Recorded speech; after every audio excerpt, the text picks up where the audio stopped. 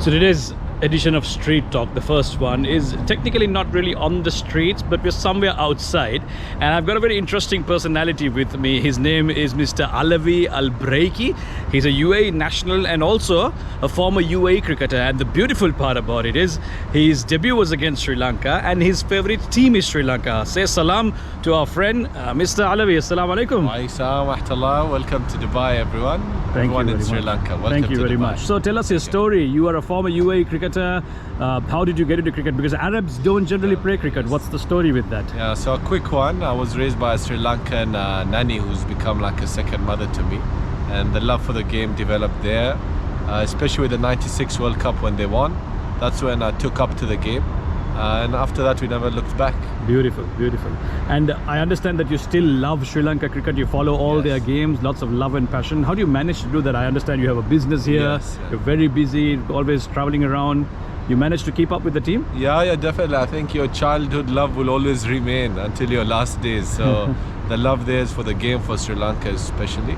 So yeah, we do support it and we watch every single game as much as we can. I think I'm the only non-Sri Lankan here in Dubai watching them very closely. Yes, I've got my eyes on it. And you know what, I have to tell you, he owns a very fancy restaurant here in the Sofitel Hotel downtown Dubai.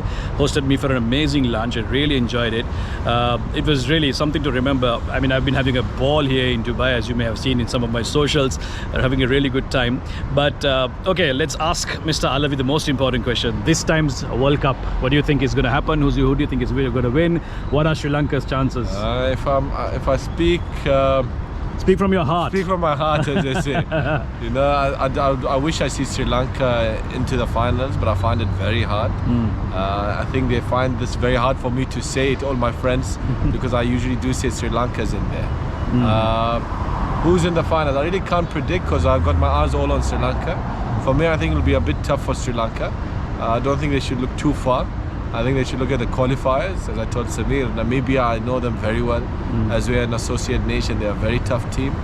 Ireland and Holland are no easy games. So we pass through that, then I think we have a good chance to go a bit more deeper into it. But first is this qualifiers, not only Sri Lanka. I think any of the big boys will be a bit worried being in this qualifier because T20 is a gamble. Who's in it? I really don't know. I can't put out there. Who's going to win it? Maybe I've got my money on Samir told me he's got Asian teams, if I'm allowed to say that. I don't know why, for some reason could be England or West Indies. I'll go wild with my cards. I still think Pakistan are the dark horses as always. You just never know which Pakistan comes up with. But I think England, West Indies for some reason, and Pakistan. I think these are the three teams I'll say one of them might lift it. All right, Pakistan supporters, I hope you saw that. And you know what, I get the same feeling that maybe Pakistan, knowing that these conditions are very familiar to them, this has been their home grounds for a long time, they might just make it. Anyway, we're going to watch and find out what happens, and eventually what we want is for Sri Lanka to first qualify and then, you know, create a few shockers. Yeah, definitely. Yeah. That's Mr. Alavi speaking to us here in Dubai, downtown at the Sofitel Hotel. We'll see you next time on another edition of Street Talk. Assalamu alaikum.